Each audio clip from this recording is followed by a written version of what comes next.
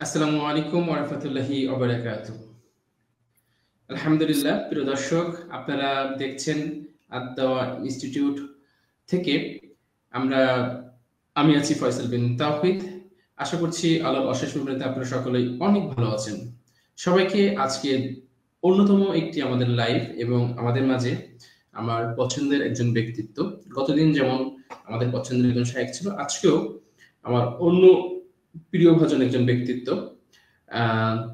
ওনাকে নিয়ে আজকে আমরা একটা সেশন আয়োজন করছি এবং আজকের সেশনে ইনশাআল্লাহ তাআলা খুবই জীবন ঘনিষ্ঠ এবং প্রত্যেকটা মুসলিমের একেবারে মৌলিক যে বিষয়টি থাকা লাগবে, যেটা না থাকলে, যেটা না বিশ্বাস করলে, যেটার উপরে সঠিকভাবে যদি আপনার বুঝটা যদি না আসে, তাহলে পরকাল ক্ষতিগ্রস্ত হতে পারে। তো সেই জায়গা থেকে আমরা চিন্তা করে খুবই গুরুত্বপূর্ণ একটি টপিক, হয়তোবা আমাদের সমাজে এটা বহুল প্রচলিত নহে, কিন্তু এটা খুবই গুরুত্বপূর্ণ। তাই আজকে সেশনটি আমি ব্যক্তিগতভাবে মনে করি যে অত্যন্ত গুরুত্বপূর্ণ একটি সেশন হতে যাচ্ছে। আশা করছি আল্লাহ সুবহানাহু ওয়া তাআলার অশেষ মেহেরবানিতে আমরা পুরো লাইভটি সম্পন্ন করতে পারবো ইনশাআল্লাহ, এবং পাশাপাশি আপনাদেরকে আরো একবার অভিনন্দন এবং আমন্ত্রণ জানাচ্ছি এই লাইভটি দেখার জন্য। প্রথমে আমি পরিচয় করে দিব, সৌদি আরব থেকে রয়েছেন ডক্টর জাকির বিন জাহিদ। শাইখ, আসসালামু আলাইকুম ওয়া রাহমাতুল্লাহ, কেমন আছেন? ওয়া আলাইকুম আসসালাম ওয়া রাহমাতুল্লাহি ওয়া বারাকাতুহু। জি, আলহামদুলিল্লাহ, আল্লাহ তাআলার অশেষ মেহেরবানিতে আমি ভালো আছি। আলহামদুলিল্লাহ শাইখ, আপনাকে আমাদের মাঝে পেয়ে আমরা অত্যন্ত গর্বিত। আলহামদুলিল্লাহ, আপনার পড়াশোনা, আপনার জীবন, আপনার ইসলাম মেইনটেইন এবং ইসলামের দাওয়াতের যে বিষয়গুলো আপনি পরিশ্রম করে যাচ্ছেন, আমরা সেই বিষয়গুলোতে অত্যন্ত খুশি, আনন্দিত আলহামদুলিল্লাহ। আমরা চাই যে আপনাকে সৌদি আরবে এখন বর্তমানে কি বিষয়ে পড়াশোনা করছেন, যদিও আপনি ডাবল মাস্টার্স করেছেন বা দাওরা হাদিস করেছেন আলহামদুলিল্লাহ, তারপরেও আবারও হচ্ছে পড়াশোনার টানে ফিরে গিয়েছেন, চলে গিয়েছেন আল্লাহ নবীর দেশে। তো সেখান থেকে আপনাকে আমরা পেয়ে খুবই আনন্দিত আলহামদুলিল্লাহ, এবং আমাদের দর্শক বন্ধুরা আশা করছি কমেন্টে অনেকে উষ্ণ অভ্যর্থনা জানাবেন। আচ্ছা, শাইখকে আমরা কোনো কারণে একটু ডিসকানেক্টেড পাচ্ছি, আমরা আশা করছি যে শাইখকে ইনশাআল্লাহ জয়েন করাতে পারবো। প্রিয় দর্শক, আপনারা সাথে থাকবেন, আশা করছি আমরা শাইখকে নিয়ে আসতে পেরেছি। জি আলহামদুলিল্লাহ, শাইখকে আমরা পেয়ে গেছি।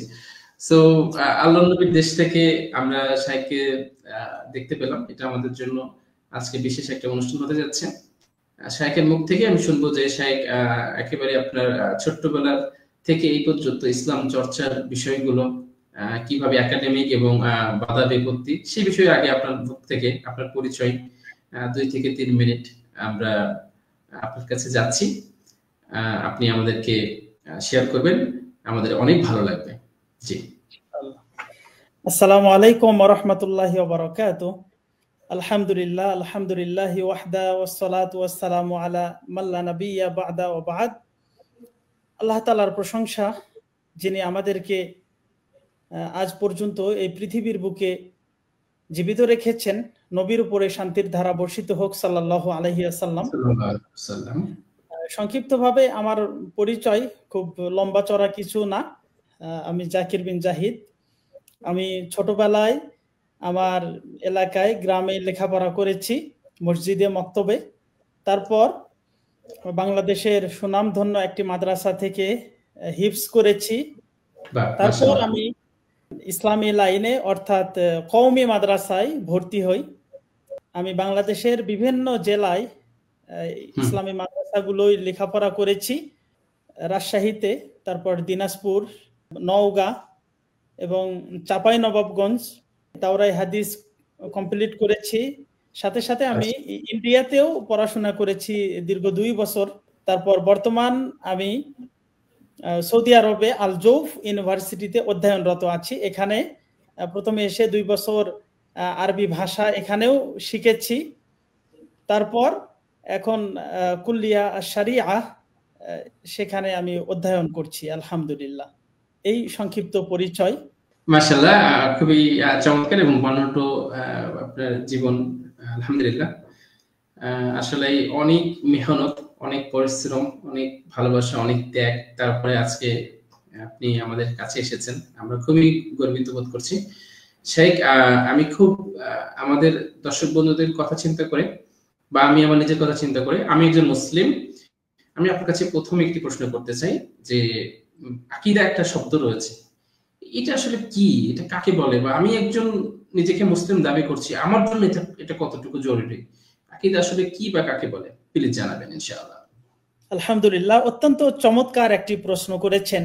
আপনারা ইতিপূর্বে জেনেছেন, আমরা বিশেষ করে আমি নিয়মিতভাবে এই আলোচনাটি করব, সেটি হচ্ছে আকীদা মানে কোর্স, আকীদা বিষয়ে আমরা আলোচনা করব। এটি অনেকগুলা পর্ব হবে ইনশাআল্লাহ। তো সর্বপ্রথম যে বিষয়টি আমাদের হোস্ট পরিচালক জানতে চেয়েছেন সেটি হচ্ছে আকীদা কাকে বলে এবং আকীদা কি। আকীদা বিষয়টি আসলে কি?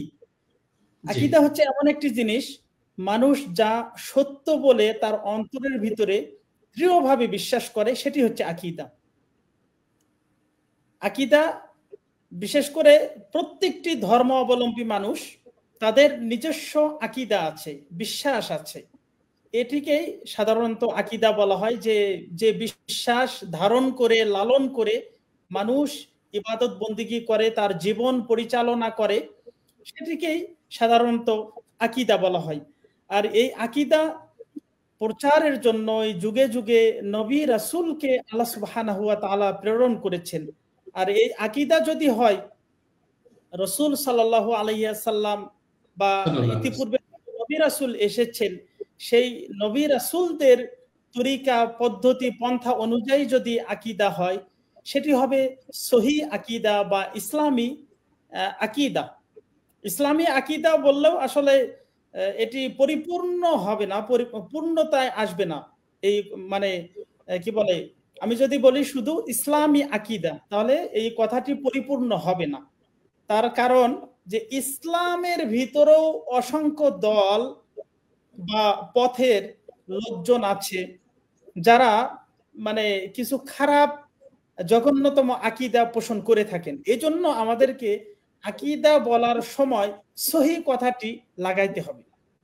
ইসলামের ভিতরে আপনি দেখেন যে কিছু মানুষ আছে যারা মুসলিম নিজেদেরকে বলছে, কিন্তু তাদের অনেকের আকীদা আছে আল্লাহ তাআলা সব জায়গায় আছেন।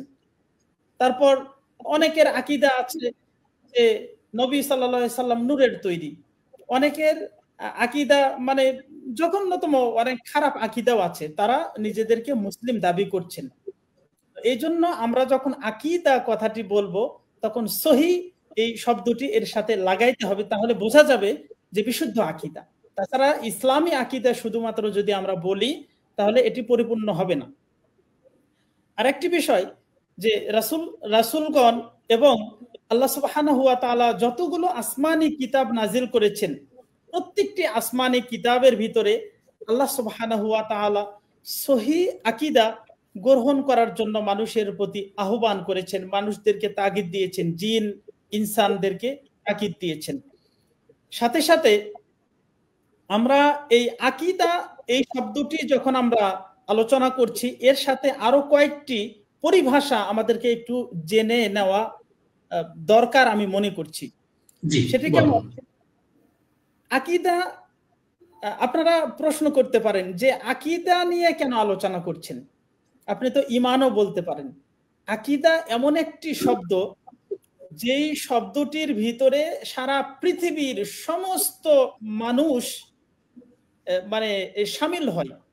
সমস্ত মানুষের সমস্ত যত রকমের দিন, ধর্ম, ইজম, মতবাদ, মতাদর্শ আছে, সবগুলো এই আকীদা শব্দের ভিতরে একত্রিত হয়। যদি আমরা ঈমান শব্দটি ব্যবহার করি, তাহলে কিন্তু শুধুমাত্র এটি ইসলামিক একটি পরিভাষা, যার ভিতরে শুধু মুসলমানরাই শামিল হতে পারে। ঈমান এই শব্দটা কিন্তু কাফেরদের জন্য ব্যবহার করা যাবে না, কাফেরদের ঈমান থাকে না, বা অন্যান্য ধর্মাবলম্বী তাদের ঈমান থাকে না। তো এই জন্য আমরা আকীদা শব্দটি ব্যবহার করছি। তাহলে আমরা বুঝতে পারলাম যে আকীদা হচ্ছে মানুষ তার অন্তরের ভিতরে, হৃদয়ের ভিতরে মানে কঠিনভাবে, দৃঢ়ভাবে যে জিনিসটা ধারণ করে এবং তার প্রতিফল মানে কর্মের মাধ্যমে প্রকাশিত হয়, সেটি হচ্ছে মানুষের আকীদা। পৃথিবীতে যত মানুষ আছে সবার আকীদা আছে, শুধুমাত্র যারা ছোট বাচ্চা, যারা বোঝে না, যারা অবুঝ এবং যারা পাগল, তাদের শুধু আকীদা নাই। আকীদার মাধ্যমেই আমরা আমাদের জীবনটা পরিচালনা করে থাকি। পুরা জীবনটাই আমরা আকীদার মাধ্যমেই আমরা পরিচালনা করে থাকি। যেমন আমরা মুসলিম, আমাদের একটি বিশ্বাস আছে, বিশ্বাস আমাদের হৃদয়ের গহীনে একটি বিশ্বাস আছে, আমরা লালন করি, ধারণ করি, সেটা হচ্ছে পরকাল বলে একটি জিনিস আছে। আল্লাহ সুবহানাহু ওয়া তাআলা তিনি আছেন, তিনি আমাদেরকে সব সময় দেখছেন, আমরা ইবাদত করি। এগুলা কি জন্য আমরা ইবাদত করি? আল্লাহ সুবহানাহু ওয়া তাআলা আমাদেরকে কি বলে খুশি হয়ে আমাদেরকে জান্নাত দিবেন, ইহকাল এবং পরকালের জীবনটা আমাদের সুন্দর হবে, তারপরে জান্নাত জাহান্নাম আছে, এটি আমরা বিশ্বাস করি। এগুলোর সব হচ্ছে আকীদা, সব হচ্ছে বিশ্বাস। তাহলে আমরা বুঝতে পারলাম মানুষ তার অন্তরে যে বিশ্বাসটা দৃঢ়ভাবে ধারণ করে সেটাই হচ্ছে আকীদা। এই আকীদাটা শুদ্ধ হতে পারে, অশুদ্ধও হতে পারে। আমরা সামনে ইনশাআল্লাহ সেগুলো আলোচনা করব। আশা করা যায় সংক্ষিপ্তভাবে বুঝতে পেরেছেন যে আকীদাটা কি। জি জি, শুকরিয়া শেখ। আলহামদুলিল্লাহ শেখ, আমি আপনাকে শুকরিয়া জানাই যে এত সহজভাবে উপস্থাপন করেছেন। তাহলে আকীদা হচ্ছে খুবই বেসিক ভাবে আমরা যদি দেখি, তাহলে একজন মানুষ তার যে বিশ্বাসটা রয়েছে সেটাই বেসিক্যালি আকীদা। এবং আমরা সহি আকীদা যে শব্দটা এখানে উল্লেখ করলেন, যে সহি কথাটি কেন লাগাতে হবে, যেহেতু মুসলিম কমিউনিটিতে দেখা যায় কিছু কিছু মানুষজন কবরকে পূজা করছে, যেটাকে শিরকের শামিল বলা হয়। তাহলে এটা তো আসলে কবর পূজা অবশ্যই শিরক, এটা শিরক আকবার, শিরক আকবার। তো কোরআন হাদিসের কথা অনুযায়ী তো আসলে এটা তো করার সুযোগ নেই। তাহলে তারা তো মুসলিম নামধারী হয়ে একটা বিশ্বাস বা আকীদায় তারা এই কবর পূজাটা করছে। তাহলে বোঝা যাচ্ছে যে এই জন্য আমাদের সহি কথাটা লাগাতে হবে। শাইখ, এটা কি আসলে বোঝাতে চেয়েছিলেন? জি জি জি জি, অবশ্যই অবশ্যই। জি, শুকরিয়া, আলহামদুলিল্লাহ। তো প্রিয় দর্শক বন্ধু, আমরা আজকে আকীদা একজন মুসলিম হিসেবে কি বা কাকে বলে আমরা জানার চেষ্টা করেছি, এবং আমাদেরও আসলে আকীদাটা হতে হবে একেবারে পবিত্র কোরআন ও সুন্নাহ অনুযায়ী। এর বাইরে যদি কোনো বিশ্বাস, কোনো বিশেষ কোনো যদি নির্দেশনা, বিশেষ কোনো মতবাদকে যদি আমি প্রায়োরিটি দিয়ে ফেলি, কোরআন হাদিসের বিপরীতে যদি চলে যায়, তাহলে কিন্তু আমি একজন মুসলিম, আমার আকীদাটা কিন্তু আর সঠিক থাকলো না। সেক্ষেত্রে কিন্তু খুব ভয়ঙ্কর একটা ব্যাপার ঘটতে পারে। যাই হোক প্রিয় দর্শক, আশা করছি ইনশাআল্লাহ তাআলা এই সেশনটিতে আমরা আকীদার যে কি বা কাকে বলে, বা আমাদের বিশ্বাসটা কোন পর্যায়ের হতে হবে, কোন কোন কোরআন এবং সুন্নাহ অনুযায়ী হতে হবে, সেই বিষয়গুলো আমরা জানতে পারলাম। দ্বিতীয় প্রশ্ন শাইখ, আপনার কাছে আমরা জানতে চাই যে পবিত্র কোরআন এবং সহিহ হাদিস বা সুন্নাতে কি আকীদা শব্দটি ব্যবহৃত হয়েছে কিনা, বা এই বিষয়ে যদি আপনি আমাদেরকে একটু আলোকপাত করতেন, আমরা খুবই উপকৃত হতাম। জি সাহেব। আলহামদুলিল্লাহ, এটি আরেকটি অত্যন্ত গুরুত্বপূর্ণ এবং চমৎকার একটি প্রশ্ন। আজকে বর্তমান সময়ে বিশেষ করে আমাদের বাংলাদেশ বা আশেপাশে ভারত উপমহাদেশে, বাংলাদেশ, ইন্ডিয়ান, পাকিস্তান, এই জায়গাগুলোতে আকীদা এই পরিভাষাটা অনেকের কাছে নতুন। এই পরিভাষাটা অনেকের কাছে নতুন। তার কারণ হচ্ছে বাংলাদেশে যেইভাবে মাদ্রাসা, মসজিদ বা বিভিন্ন জায়গায় আমলের মেহনত করা হয়, আমলের বিষয়ে যেভাবে পরিশ্রম করা হয়, দাওয়াতি কার্যক্রম করা হয়, এইভাবে কিন্তু তাওহীদ, আকীদা, ঈমান এই বিষয়গুলো নিয়ে ব্যাপকভাবে আলোচনা হয় না। বিধায় অনেকেই এভাবে বলছেন যে আকীদা শব্দটি কোরআন এবং সুন্নাতে ব্যবহৃত হয়নি। তো এই কথাটা আসলে পরিপূর্ণভাবে এই কথাটি সঠিক নয়। তার কারণ হচ্ছে আল্লাহ সুবহানাহু ওয়া তাআলা পবিত্র কোরআনুল কারীমে আকীদা শব্দটি ব্যবহার করেছেন। পবিত্র কোরআনে এসেছে আকীদা শব্দটি, এবং সুন্নাতেও আকীদা, হাদিসেও আকীদা শব্দটি ব্যবহৃত হয়েছে। কিন্তু এই শব্দগুলো, এই আমরা যে আকীদা ব্যাপকভাবে বোঝানোর জন্য এখন আমরা ব্যবহার করছি, আল্লাহ রাসূল এবং সাহাবায়ে কেরামদের জামানায় আকীদা শব্দটি এভাবে ব্যবহার করা হতো না। তো আকীদা শব্দ, এই শব্দটি নিয়ে বা এই পরিভাষাটি নিয়ে আমাদের সমাজে দুই শ্রেণীর মানুষ বিতর্ক সৃষ্টি করে। নাম্বার ওয়ান, যারা আকীদা সম্পর্কে একেবারে অজ্ঞ, জাহেল, যারা জানে না আকীদা কি জিনিস, এই বিষয়টি যারা জানে না, এক নম্বর শ্রেণী। তারা এটি নিয়ে বিতর্ক সৃষ্টি করতে চান, বিভিন্ন কথা বলে যে কোরআন হাদিসে এই শব্দটি আসেনি, এই পরিভাষাটি ব্যবহৃত হয়নি। দ্বিতীয় নম্বর শ্রেণী হচ্ছে যাদের আকীদাটা শুদ্ধ নয়, বিশুদ্ধ আকীদা নয়, যাদের আকীদাটা অলরেডি কি বলে নষ্ট আকীদা, খারাপ আকীদা, অশুদ্ধ আকীদা যারা লালন করেন, এই সমস্ত লোকেরা তারা বিরোধিতা করছেন। কেন? যদি তারা এই সহি আকীদা, এই কথা, এই পরিভাষা, ইস্তেলাহ বা এর আলোচনা ব্যাপকভাবে সব জায়গায় হয়, তখন অনেকেরই মানে কি বলে ব্যবসা বন্ধ হয়ে যাবে, বা অনেকেই তাদের খারাপ আকীদাগুলো প্রকাশ পেয়ে যাবে লোক সম্মুখে। এজন্য তারা বিরোধিতা করে থাকেন। অথচ আল্লাহ সুবহানাহু ওয়া তাআলা পবিত্র কোরআনুল কারীমে এই আকীদা শব্দটি ব্যবহার করেছেন, বা পবিত্র কোরআনুল কারীমে আকীদা শব্দটি এসেছে। যেমন সূরা আল মাইদা 1 নম্বর আয়াত, 5 নম্বর সূরা আল মাইদার 1 নম্বর আয়াতে আল্লাহ তাআলা বলছেন, ইয়া আইয়ুহাল্লাযীনা আউফু বিল উকুদ। উকুদ, এই যে আকীদা শব্দটি উকদাতুন থেকে এসেছে, উকদাতুন। এখানে আল্লাহ বলেছেন উকুদ, হে ঈমানদারগণ, তোমরা তোমাদের অঙ্গীকার পূর্ণ করো, যা তোমরা দৃঢ়ভাবে প্রতিজ্ঞা করেছো, অঙ্গীকার করেছো, একেবারে হৃদয় থেকে, মন থেকে তা পূর্ণ করো। এখানে উকুদ শব্দটি আল্লাহ তাআলা ব্যবহার করেছেন। সূরা আল মাইদা 5 নম্বর সূরার 89 নম্বর আয়াতে আল্লাহ তাআলা বলছেন, লা ইউআখিযুকুমুল্লাহু বিল্লাগwi ফি আইমানিকুম ওয়ালাকিন ইউআখিযুকুম বিমা আক্কাদতুমুল আইমান। আমরা সাধারণ যে সমস্ত কথাবার্তা বলে থাকি, এটি আল্লাহ তাআলা ধরবেন না, কিন্তু যেটি আমরা একবারে দৃঢ়ভাবে যে প্রতিজ্ঞা করে থাকি, সেটির কারণে আল্লাহ তাআলা আমাদেরকে পাকড়াও করবেন, আমাদেরকে আল্লাহ তাআলা ধরবেন, আমাদের বিচার হবে। আক্কাদতুম, এখানেও এই যে আক্কাদতুম এই শব্দটি আল্লাহ তাআলা এখানে ব্যবহার করেছেন।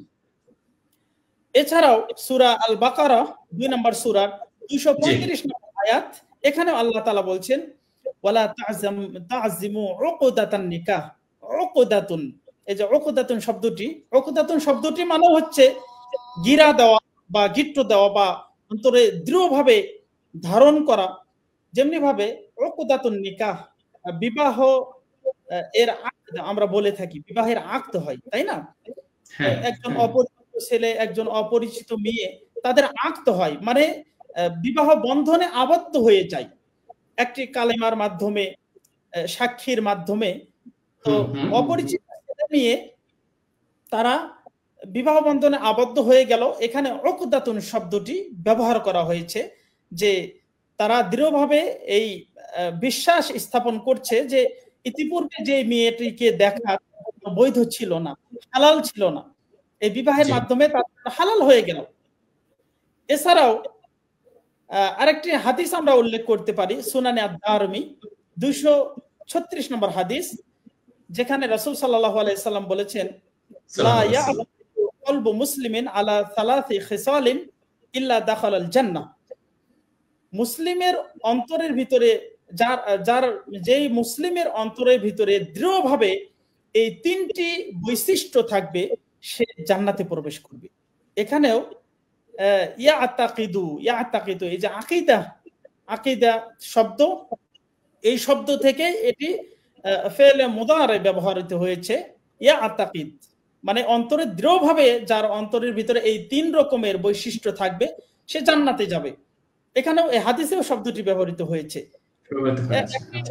একটি কি, সাহাবায়ে কেরাম জিজ্ঞাসা করলেন, মা হুন্না, সেই 3টি বৈশিষ্ট্য কি? তখন আল্লাহ রাসূল বলছেন, ইখলাসুল আমাল লিল্লাহ, আল্লাহর জন্য একনিষ্ঠভাবে আমল করা। 2 নাম্বার নাসিহাতু লিউলাতিল আমর, যারা শাসক গোষ্ঠী থাকবে, যারা শাসন করবে, তাদেরকে নাসিহা করা, উপদেশ দেওয়া। ওয়ালুজুমুল জামাআহ, এবং জামাতবদ্ধভাবে থাকবে, তারা বিচ্ছিন্ন হবে না। তো এই কয়েকটি বৈশিষ্ট্য যাদের ভিতরে থাকবে, আল্লাহ রাসূল বলছেন যে তারা জান্নাতে প্রবেশ করবেন। যে এই হাদিসের ভিতরেও এই শব্দটি ব্যবহৃত হয়েছে। আমরা তাহলে বুঝতে পারলাম যে কোরআনেও এই শব্দটি ব্যবহৃত হয়েছে, হাদিসেও ব্যবহৃত হয়েছে। এমনকি তাবিঈনদের জামানায় সাহাবায়ে কেরামের পর সর্বশ্রেষ্ঠ যে যুগ, সেই যুগের মানুষ তাবিঈনদের যুগ থেকেই এই আকীদার উপরে কিতাব লেখা শুরু হয়েছে।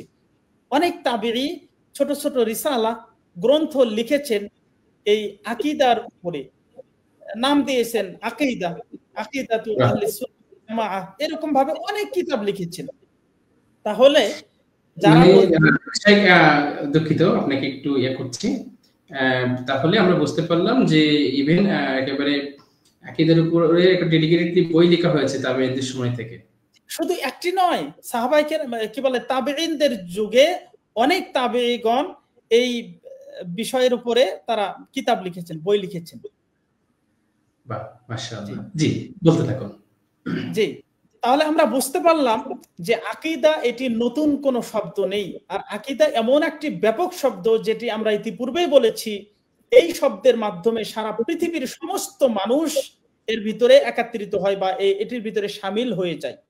প্রত্যেকটা মানুষের আকীদা আছে, বিশ্বাস আছে, কিন্তু ঈমান বললে হবে না। এজন্য এই আকীদা শব্দটি তাবেঈনদের যুগ থেকেই এটি ব্যবহার করা শুরু হয়েছে।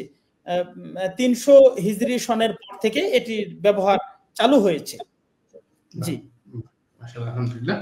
আমি খুবই মনোমুগ্ধকরভাবে শুনছিলাম। আলহামদুলিল্লাহ, শুকরিয়া। তাই ওখানে এখন সৌদি আরবে এখন কয়টা বাজে? আল্লাহর নবীর দেশে এখন কয়টা বাজে? এখন বাজে 7:11। 7:11।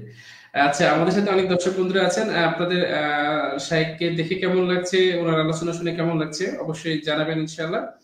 এবং ইন দ্য মিন টাইম আমরা আপনাদেরকে আপনারা জানেন যে এই অনুষ্ঠানটা সঞ্চালন হচ্ছে আদ-দাওয়া ইনস্টিটিউটের পক্ষ থেকে। এবং আদ-দাওয়া ইনস্টিটিউট হচ্ছে এমন একটি প্ল্যাটফর্ম যেখানে আমাদের আকীদা বলি অথবা আমাদের কোরআন মাজিদ একেবারে সহি শুদ্ধভাবে তেলাওয়াত তাজবিদ সহকারে শেখার বিষয়গুলো আমরা আদ-দাওয়া ইনস্টিটিউট থেকে এগুলো হচ্ছে আপনাদেরকে সহজ করার জন্য খুব চমৎকার ভাবে আমরা কোর্স ডিজাইন করেছি, সেখানে ভিডিওগুলো রেখেছি। এবং ওটা আপনারা হয়তো আমার স্ক্রিনটা দেখতে পাচ্ছেন। আপনাদের জন্য কোর্স কমপ্লিট হওয়ার পরে সার্টিফিকেট কিভাবে দিতে হবে সেগুলো দেখিয়েছি। আমরা চাচ্ছি যে আপনারা আদ-দাওয়া ইনস্টিটিউটের এই যে সুন্দর সুন্দর যে পদক্ষেপগুলো এগুলোর সাথে আপনারা থাকবেন ইনশাআল্লাহ, কারণ এই সবটুকু হচ্ছে আপনাদের জন্য। আর আলহামদুলিল্লাহ আমরা সবগুলো চেষ্টা করব আপনাদের কাছে বিনামূল্যে বা একেবারে নামমাত্র কিছু মেইনটেন্স ফি রেখে দিনকে ছড়িয়ে দিতে ইনশাআল্লাহ। তো আশা করছি যে আপনাদের আদ-দাওয়া ইনস্টিটিউটকে আপনাদেরকে ভালো লাগবে ইনশাআল্লাহ। এবং আদ-দাওয়া ইনস্টিটিউটের যে কার্যক্রম কমপ্লিটলি দিনের জন্য, ইসলামের জন্য, আপনারা সাথে থাকবেন ইনশাআল্লাহ। কারণ দিন শেষে গিয়ে আমাদের কিন্তু সেই সবাইকেই আমাদেরকে পরকালে যেতে হবে, কবরে যেতে হবে। এবং আমাদের পরকালের যে পুঁজি, কবরের জন্য যদি পুঁজি যদি না নিয়ে যেতে পারি, তার সাথে দুর্ভাগ্য কিন্তু আমাদের কোনোভাবেই হবে না। এবং সেদিন যখন আমাদেরকে আঘাত করতে হবে, আমাদেরকে যখন আমরা ভুলগুলো বুঝতে পারবো, তখন আমরা বলতে থাকবো যে আল্লাহ আমাদেরকে দুনিয়ার একবার পাঠান, আমরা ভালো হয়ে যাবো, আমরা সালাত আদায় করবো ইত্যাদি। কিন্তু সেই সময় কিন্তু আর কোনোভাবেই সুযোগ থাকবে না। তাই এগুলোকে আপনারা আশা করবো যে আপনারা জ্ঞানী মানুষ, কোনোভাবেই এটার অবমূল্যায়ন, অবহেলা করবেন না। যাই হোক, একটু আপনাদেরকে আদ-দাওয়া ইনস্টিটিউট সম্পর্কে বলে রাখলাম এই 1 মিনিট খরচ করে। আশা করছি দর্শক বন্ধুরা মনোক্ষুণ্ণ হন নাই।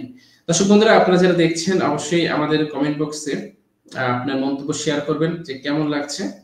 একেবারে ভিন্নমুখী আলোচনা, যে আলোচনাটা একজন মুসলিম হিসেবে আসলেই আমাদের জানা জরুরি। কিন্তু দুঃখের বিষয় আজকের আমাদের ময়দানগুলো ভরে গিয়েছে বিভিন্ন মিথ্যা গল্প, গুজব, দাওয়াতের মাঠগুলো ভরে গিয়েছে গীবতের ছড়াছড়িতে। সেই জায়গা থেকে আমরা আসলে বেরিয়ে এসে আমরা চেষ্টা করছি কোরআন হাদিসের মধ্য থেকে স্পষ্ট যে বিষয়গুলো আপনাদেরকে আপনাদের জীবনে সত্যিকার পথপ্রদর্শক হবে, সেই কথাগুলো, বাণীগুলো আমরা তুলে নিয়ে এসে আপনাদের কাছে শেয়ার করছি।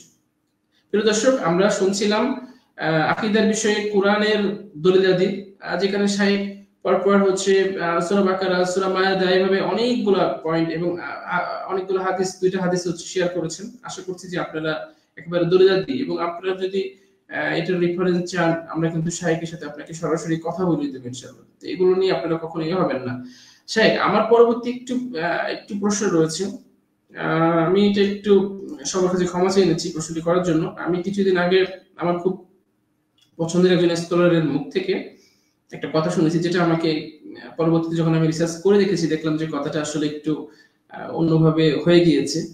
আল্লাহ আমাদেরকে ক্ষমা করুন, হিদায়াত দান করুন। তো আসলে কিছু লোক বলে থাকে, আমি প্রশ্নটা করতে যাচ্ছি যে কিছু লোক বলে থাকে যে আপনারা আকিদার কথা বলে মানুষের মাঝে বিভক্তি তৈরি করছেন, বা এটা কি আসলে সঠিক কিনা তাদের কথাগুলো। কেননা আমি কিছুদিন আগে এরকম একজন স্কলারের মুখে শুনেছি, আসলে সেই স্কলার কিন্তু সবসময় আমি দেখেছি যে কোরআন হাদিসের পক্ষে চমৎকার ভাবে মানুষকে বুঝিয়েছেন, দাওয়াত দিয়েছেন, কিন্তু হঠাৎ করে দেখা যাচ্ছে যে আকীদার বিষয়টা অস্পষ্ট থাকা বলি, অথবা ভুল হতে পারে, অথবা অন্য কোনো কারণ হতে পারে, জানি না, যে কারণে হোক না কোনো, আমার সেই ভালোবাসা মানুষের জন্য আমি অবশ্যই হিদায়াত চাই আল্লাহ সুবহানাহু ওয়া তাআলার কাছে, এবং আমি অনেক অন্তর থেকে ভালোবাসি, আল্লাহর জন্য ভালোবাসি। তো প্রশ্নটি আমি আরেকবার বলেছি যে কিছু লোক বলে থাকে, যারা আকীদার বিষয়ে কথা বলে তাদেরকে বলে থাকে যে আপনারা আকীদার কথা বলে মানুষের মাঝে বিভক্তি তৈরি করছেন। এই কথাটি আসলে, বা এই মানে অভিযোগটি সত্য কিনা, আপনি এটা কোরআন হাদিসের দলিল দিয়ে আমাদেরকে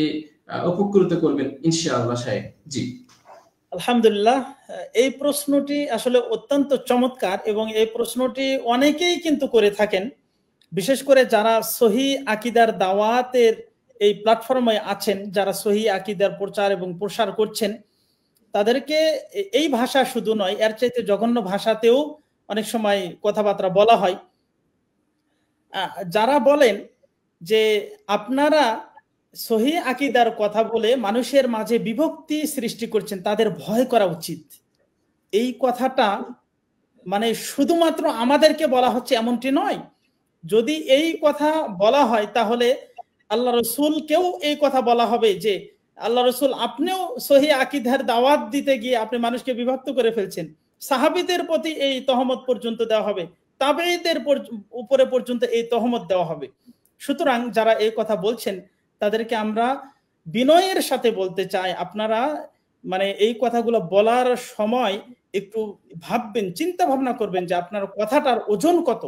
আবেগপ্রবণ কোনোভাবে হওয়া যাবে না, তাই না? জি না, আবেগপ্রবণ হয়ে এই কথা যখন বলছেন, এই কথা কিন্তু আল্লাহ রাসূল পর্যন্ত চলে যাচ্ছে।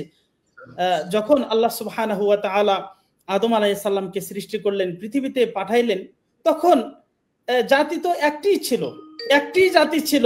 এই জন্য ওই সময় একটি মাত্র জাতি ছিল, এই জন্য ওই সময় মানে কি বলে, এভাবে আকীদা মনে ফোন এসেছে, আপনি কি ইম্পর্টেন্ট কোন ফোন সাহেব? জি না, জি আপনি চাইলে আমরা আপনাকে 1 মিনিট করে দিতে পারবেন। ওকে, সমস্যা নাই। আচ্ছা, জি জি বলতে থাকুন। আপনি বলছিলেন যে একটা জাতি আকীদার দাওয়াত মানে কখন থেকে শুরু হলো? যখন উম্মাতের ভিতরে বিভক্তি শুরু হয়ে গেল। আদম আলাইহিস সালাম যখন ছিলেন তখন মানে উম্মাতের ভিতরে বিভক্তি তৈরি হয়নি, তারপর পরবর্তীতে উম্মাতের ভিতরে বিভক্তি তৈরি হয়েছে। তখন নবী রাসূলরা সেই আকীদা শুদ্ধ করার জন্য, সহি করার জন্য, মানুষের ঈমানকে শুদ্ধ করার জন্য, ভুল বিশ্বাস থেকে বের করে নিয়ে আসার জন্য তাদেরকে ইসলামের প্রতি, সহি আকীদার প্রতি, সহি ঈমানের প্রতি তাদেরকে ডাকতেন, দাওয়াত দিতেন। এ ব্যাপারে আল্লাহ সুবহানাহু ওয়া তাআলা পবিত্র কোরআনুল কারীমে 2 নম্বর সূরা আল বাকারা এর 213 নম্বর আয়াতে আল্লাহ তাআলা বলছেন, কানান নাসু উম্মাতান ওয়াহিদা, মানুষ একটি মাত্র জাতি ছিল, একটি মাত্র উম্মাত ছিল, এক উম্মাত ছিল, মানুষ একটি জাতি ছিল, কোনো বিভক্তি ছিল না। তারপরে কি হলো? ফাবাআসাল্লাহু নাবিয়্যিনা মুবাশশিরিন ওয়া মুনযিরিন ওয়া আনজালা মাআহুমুল কিতাবা বিল হাক্কি লিয়াহকুমা বাইনান নাসি ফীমা ইখতালাফু ফীহি। এরপরে যখন উম্মাতের ভিতরে বিভক্তি সৃষ্টি হয়ে গেল, কিছু মানুষ এরকম বিশ্বাস করে আল্লাহ সম্পর্কে, আরেকজন আরেক রকমের বিশ্বাস করে, জান্নাত জাহান্নামের সম্পর্কে এক রকমের বিশ্বাস, আরেকজন আরেক রকমের বিশ্বাস, ইত্যাদি ইত্যাদি। যখন এরকমের বিভক্তি সৃষ্টি হয়ে গেল, তখন আল্লাহ তাআলা নবী রাসূলকে পাঠাইলেন যে এই মানুষগুলোকে গিয়ে তোমরা ফাবাআসাল্লাহু নাবিয়্যিন মুবাশশিরিন ওয়া মুনযিরিন, তাদেরকে সুসংবাদ দাও, সহি আকীদা, সহি ঈমান, সহি দ্বীন গ্রহণ করলে তোমার এই এই ফায়দা উপকার হবে।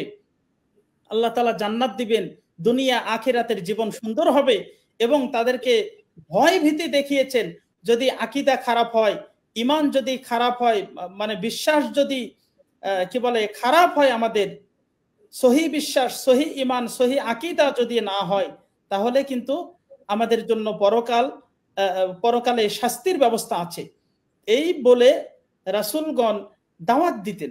তাহলে কোরআনের আয়াত থেকে আমরা বুঝতে পারলাম যে উম্মাত যখন এক উম্মাত ছিল, একটি মাত্র জাতি ছিল, তখন এটি দাওয়াত দেওয়ার প্রয়োজন ছিল না। যখন বিভক্ত হয়ে গেল, তখন আল্লাহ তাআলা নবী রাসূলকে পাঠাইলেন। তাহলে আজকে আমরা যে এই আকীদার কথা, শুদ্ধ সহি আকীদার কথা, সহি ঈমানের কথা বলছি, এটি নতুন দাওয়াত নয়, এটি হচ্ছে নবী রাসূলের দাওয়াত। সুতরাং এই বিষয়টি আমাদেরকে বুঝতে হবে। এছাড়াও আল্লাহ সুবহানাহু ওয়া তাআলা বলছেন সূরা আন-নাহল 36 নম্বর আয়াতে, ওয়ালাকাদ বা'আসনা ফি কুল্লি উম্মাতির রাসূলা আন ই'বুদুল্লাহ ওয়াজতানিবুত তাগুত। আল্লাহ তাআলা বলছেন, অবশ্যই আমি প্রত্যেকটি জাতির কাছে আমি রাসূল প্রেরণ করেছি। কেন? আন ই'বুদুল্লাহ, যেন তারা আল্লাহর ইবাদত করে। তারা আল্লাহর ইবাদত থেকে দূরে চলে যায় তখনই আল্লাহ তাআলা নবী রাসূলকে প্রেরণ করেন, যাতে ওই মানুষগুলোকে আল্লাহর পথে নবী রাসূল নিয়ে আসেন। ওয়াজতানিবুত তাগুত, এবং তাগুতের ইবাদত থেকে তাগুতকে যেন তারা বর্জন করেন। এ বলে আল্লাহ তাআলা মানে নবী রাসূলকে প্রেরণ করেছেন। এছাড়াও সূরা আহজাবের 43 নম্বর আয়াতে আল্লাহ তাআলা বলছেন, লিয়ুখরিজাকুম মিনাজ যুলুমাতি ইলান নূর। নবী রাসূলরা তারা আসেন কেন? মানুষদেরকে অন্ধকার থেকে আলোর দিকে নিয়ে যাওয়ার জন্য। সুতরাং আমরা বলতে পারি যে আমরা এই সহি আকীদার দাওয়াত দিয়ে মানুষের ভিতরে ফাটল সৃষ্টি করছি না, বরং আমরা একাত্রিত করার চেষ্টা করছি। যারা এই কথাগুলো বলে, আপনারা দেখবেন যে তারা এমন একটি প্ল্যাটফর্ম, এমন একটি দল বা সংগঠন বা যেটাই বলেন না কেন, তারা তৈরি করেছেন যেখানে হরেক রকমের আকীদার মানুষ থাকে। সেখানে যারা বাতিল আকীদার লোক কবর পূজা করছে, তারাও যেভাবে থাকছে, যারা আল্লাহকে হাজির নাজির, আল্লাহকে সর্বত্র বিরাজমান বলছে, তারাও যেভাবে থাকছে, এমনকি যারা একেবারে কাফের মুশরিক, তারাও পর্যন্ত তাদের দলের ভিতরে থাকছে। এই জন্য তারা বাঁচার জন্য তারা বলছে যে আকীদার ভিত্তিতে ঐক্য করা যাবে না। তাদের ঐক্য হচ্ছে যে আকীদাকে ছেড়ে দিয়ে, আকীদা আমাদের ভিতরে যেহেতু ইখতিলাফ আছে, সুতরাং আকীদার ভিত্তিতে একাত্রিত হওয়া বা ঐক্য হওয়ার প্রয়োজন নেই। তারা এরকম কথা বলে থাকেন, তারাই আসলে এই বিরোধিতা করে থাকেন। আশা করা যায় বুঝতে পেরেছেন যে আকীদার মাধ্যমে নবী রাসূলরা যেভাবে মানুষদেরকে একাত্রিত করেছেন, ঐক্যবদ্ধ করেছেন, সেভাবে আজও আমাদেরকেও আকীদার মাধ্যমেই, সহি আকীদার মাধ্যমেই মানুষকে একাত্রিত করতে হবে, ঐক্যবদ্ধ করতে হবে। তাছাড়া দ্বিতীয় কোনো পথ এবং পন্থা নেই। জি জি শেখ, বারাকাল্লাহু ফিকুম। খুবই চমৎকার আলোচনা, এবং আপনি খুব সহজ সরলভাবে চেষ্টা করেছেন, এবং বিশেষ কোনো দল সংগঠনের নাম না বলে এই যে চমৎকার ভাবে যে সবার জন্য যে ভালোবাসা এবং সবার হেদায়েত কামনা করা, আমি আপনাকে অ্যাপ্রিশিয়েট করি। আমার কাছে খুব ব্যক্তিগতভাবে এই জিনিসটা পছন্দের।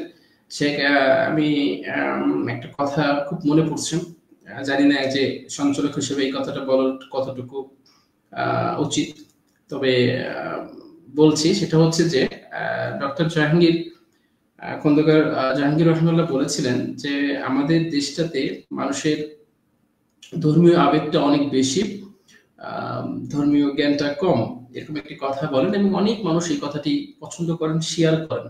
তো দর্শক বন্ধুদেরকে আমি এই মুহূর্তে খুব আন্তরিকতার সাথে রিকোয়েস্ট করব, আমাদের প্রত্যেক মানুষ, আমরা মানুষ হিসেবে আমাদের একটা বিবেক, আমাদের একটা কাণ্ডজ্ঞান, আমাদের একটা ব্রেন আল্লাহ সুবহানাহু ওয়া তাআলা দিয়েছেন। আকীদা তো আমরা বুঝলাম যে এমন একটি বিশ্বাস হতে হবে যে বিশ্বাসটা সবসময় আমাকে পবিত্র কোরআন এবং সুন্নাহ সহিহ হাদিসের জায়গাতে থাকতে হবে। তো আসলে এটার বাইরে যখন আমি চলে যাব, তখন কিন্তু আমার আকীদাটা সহিহ আকীদা থাকলো না, তখন সেই আকীদাটা কিন্তু ভিন্ন তরিকা, ভিন্ন মতবাদ, ভিন্ন কিছুতে চলে গেল। আর এবং এই ভিন্ন কিছুতে চলে যাওয়ার জন্য কিন্তু আল্লাহ সুবহানাহু ওয়া তাআলা কিন্তু আমাদের মাঝে নবী রাসূল পাঠিয়েছেন আমাদের হিদায়াতের জন্য, তাদেরকে প্রেরণ করেছেন, তাই না?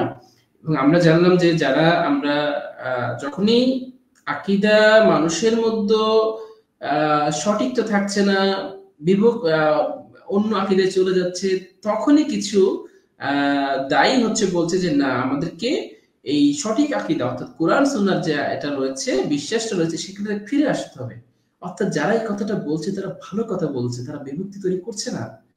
আশা করছি দর্শক বন্ধুরা আপনারা খুব ভালো করে বুঝতে পেরেছেন ইনশাআল্লাহ, এবং আমি অনুরোধ জানাবো এই ধরনের সেশনগুলো আপনারা একটু রিপ্লে করবেন। এগুলো খুবই একটি কথা গুরুত্বপূর্ণ। এটি হচ্ছে যে আমরা যে সমস্ত ইমামদেরকে হক বলে আমরা জানি, চার মাযহাবের ইমামগণ, তারাও কিন্তু এই আকীদার বিষয়ে একমত। তাদের ভিতরে কোনো মেজর কোনো ইখতিলাফ নাই, মতপার্থক্য নেই। কিন্তু আমাদের দেশে অনেক আলেম ওলামা তারা আসলে এই বিষয়গুলো আলোচনা করেন না। কি কারণে করেন না, এই জিনিসটা আসলে আমাদের মানে দেখা দরকার। কেন তারা এগুলা আলোচনা করেন না? সৌদি আরবে আপনি আশ্চর্য হয়ে যাবেন যে সব জায়গায় আকীদার আলোচনা এত বেশি হয়, এত বেশি হয়। এই যে আমাদের পরীক্ষা হওয়ার পরে এখন ছুটি চলছে 1 সপ্তাহ, এই ছুটির ভিতরে মসজিদে, আমাদের পাশে যে ভার্সিটির যে মসজিদ, পাশের মসজিদটি, এখানে একজন দক্তর, একজন প্রফেসর, তিনি মানে কিতাবুত তাওহীদ, আকীদার কিতাব তিনি অবসর টাইমে পড়াচ্ছেন। অনেক ছাত্র সেখানে অংশগ্রহণ করছেন, আলহামদুলিল্লাহ। কিন্তু আমাদের বাংলাদেশে এরকম সুযোগগুলো নেই। এই জন্য খুব সহজেই 2 টাকার মাধ্যমে মানুষ তার আকীদা বিক্রি করে ফেলছে, তার ঈমানকে বিক্রি করে ফেলছে, নষ্ট করে ফেলছে। অথচ আকীদাটা এত গুরুত্বপূর্ণ যে এই পৃথিবীর ভিতরে একজন মুসলিমের, পৃথিবীর ভিতরে সবচেয়ে মূল্যবান সম্পদ হচ্ছে আকীদা। আপনার আকীদা যদি ঠিক না হয়, আপনি যত আমল করেন কোনো কাজ হবে না। তার কারণ আকীদাটাই হচ্ছে 1 নাম্বার। যেমন আপনি একটি ঝুড়িতে আপনি যদি আম রাখেন বা কোনো কিছু রাখেন, থাকবে, কিন্তু ওই ঝুড়িটার যদি তলা না থাকে, তাহলে কি আপনি থাকবে কোনো কিছু? থাকবে না। এই আকীদাটা গুরুত্বপূর্ণ একটি জিনিস। জি শুকরিয়া। আশা করছি আমাদের প্রিয় দর্শক, বাংলাদেশে যারা মানুষ রয়েছে, তারা, আমরা অনেক সময় দেখা যাচ্ছে যে একটা মানুষের আকীদা একটু বা তার দুর্বলতা রয়েছে, কিন্তু তারপরও তার জনপ্রিয়তার কারণে হয়তো বা তাদের পিছনে আমরা ছুটছি, বা অনেক বিষয়গুলো অনেক সময় ঘটে। তো আশা করছি যে এই জায়গা থেকে আমরা সত্যিকার ভালো একজন মুসলিম, প্র্যাকটিসিং মুসলিম, কোরআন হাদিস মেনে চলা মুসলিম হিসেবে আমাদের যে দায়িত্ব কর্তব্য সেগুলো আমরা পালন করবো ইনশাআল্লাহ। শাইখ বলছিলেন যে পরীক্ষা দিয়েছেন, ছুটি চলছে। শাইখ, জীবনে কত পরীক্ষা দিয়েছেন? পুরো জীবনটাই পরীক্ষা। আল্লাহ তাআলা বলেছেন যে আল্লাযী খালাকাল মাউতা ওয়াল হায়াতা লিয়াবলুয়াকুম, আল্লাহ জীবন আর মৃত্যুকে সৃষ্টি করেছেন পরীক্ষার জন্য। কে কত ভালো আমল করতে পারে, পরীক্ষা। আসলে জীবনের শুরু থেকে শেষ পর্যন্ত পরীক্ষায়, কবরেও পরীক্ষা হবে। শাইখ, এই কথাটা শুনে আমার মনে পড়ে গেল, আমি তখন ছোট্ট একটা মানুষ, ক্লাস 6 এ পড়ি। নামাজ পড়ার মোটামুটি 10-12, ক্লাস 6 সাধারণত 11 বছর হওয়ার কথা আমাদের সময়। তো হচ্ছে আমি আল্লাহর রহমতে রেগুলার মসজিদে নামাজ পড়তে যেতাম। আলহামদুলিল্লাহ, এটা আসলে ওই ছোট্ট বয়সে আল্লাহ কবুল করেছিলেন বলেই হয়তো সুযোগটা হয়েছে। তো হঠাৎ করে এই যে ফাইনাল এক্সাম থাকে, আমাদের ওখানে সমাপনী পরীক্ষা বলতাম আমাদের সময়ে, তো বা বার্ষিক পরীক্ষা বলতাম। তো ওই মানে আমাদের ওই সময় 6টা সাবজেক্ট ছিল আমাদের। তো দেখা যাচ্ছে যে ওই পরীক্ষার জন্য আমি কিছুদিন সলাতে আসতে পারিনি। তো হচ্ছে তারপরে আমার পরীক্ষা শেষ হলে যখন আমি সলাতে চলে আসলাম, তো আমি যখন সলাত শেষ করে বের হচ্ছি, তখন আমাদের গ্রামের একজন মানে উনি আমাকে সবসময় সলাত পড়তে দেখেছে জামাতে। তো উনি আমাকে কয়েকদিন পান নাই, তো আমাকে মাশাআল্লাহ ওনার চমৎকার দাড়ি ছিল, এবং উনি ওই যে লাল করেছিলেন, যে মেহেদি বা মেহেন্দি যেটাই বলি, এটা ইউজ করেছিলেন। আমার ফেসটা মনে পড়ে, আমি ছোটবেলাতে দেখেছি একবারই, আর এভাবে মনে পড়ে না। তো উনি হচ্ছে আমাকে বললেন যে ফয়সাল, তোমাকে দেখলাম না কয়েকদিন, তুমি কোথায় ছিলা? হ্যাঁ, তো আমাকে, আমি বললাম যে চাচা যান, আমার তো এক্সাম ছিল। তখন উনি আমাকে খুব ক্লোজলি আমার হাতটা টেনে নিয়ে আপনের মতো করে, ক্লোজলি মানে হচ্ছে স্নেহ একটা ব্যাপার থাকে না, ওই জায়গাটা থেকে আমাকে, হ্যাঁ, স্নেহ আদরের জায়গা থেকে আমাকে বললেন যে বাবা, পুরো জীবনটাই তো একটা পরীক্ষা, আর তোমার জন্য সবচেয়ে বড় পরীক্ষা তো এটা ছিল যে তুমি পরীক্ষার সময় মসজিদ তুমি বিমুখ হও নাকি তুমি মসজিদ মুখী হও। এটাই তো তোমার আল্লাহ সুবহানাহু ওয়া তাআলা পরীক্ষা করেছেন, তোমার ঈমানের, যে তুমি কতটুকু আসলে আল্লাহ সুবহানাহু ওয়া তাআলাকে ভালোবাসো। তুমি কি অবসর টাইমে তোমার যেহেতু সালাত আদায় করলে বাবা মা খুশি হতো, সবাই খুশি হতো, আশপাশের লোকজন সবাই ভালো বলতো, হয়তো এটার একটা প্রভাব ছিল। আল্লাহর প্রতিও ভালোবাসা অবশ্যই ছিল আলহামদুলিল্লাহ, কিন্তু এটা প্রভাব তো ছিল। পরে বুঝলাম, যদিও এটাকে রিয়া বলা হয়, পরবর্তীতে জানতে পেরেছি। তো জীবনটাই আসলে একটা পরীক্ষা, এবং সবচেয়ে বড় পরীক্ষা হচ্ছে যখন আমার বিপদ, আমার যখন ইমার্জেন্সি বিষয়, তখন আমি কতটুকু আল্লাহ সুবহানাহু ওয়া তাআলাকে ডাকছি, ভালোবাসছি, ফরজ কাজগুলোকে খুব পোলাইটলি করছি আলহামদুলিল্লাহ। তো আপনার পরীক্ষার কথা শুনে সেই ছোট্টবেলার কথা মনে পড়ে গেল। যাই হোক আলহামদুলিল্লাহ।